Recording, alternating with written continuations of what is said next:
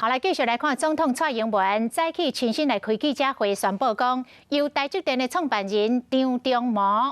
第5届来担任着 APEC 亚太经济合作会议的领袖代表。蔡总统讲，这届这个焦点是后疫情时代的挑战，将要来表达着台湾伫自由贸易的精神。另外，嘛要向会员国来表达，希望会当支持台湾加入到跨太平洋伙伴全面进步协定 CPTPP。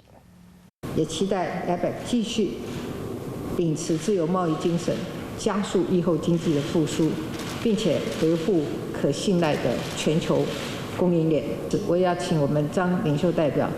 借由这次的会议，争取更多 APEC 成员支持台湾加入 CPTPP。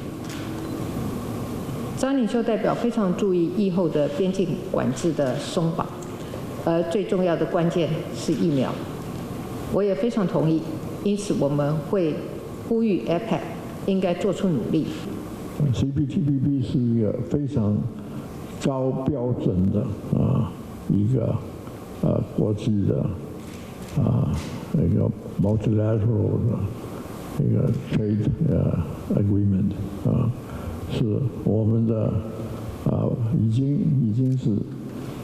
离开他要求的这个标准，已经是相当的接近。会当看出这个张忠谋的精神袂歹，现时伫个会场讲话也阁真有中气，看起来真健康。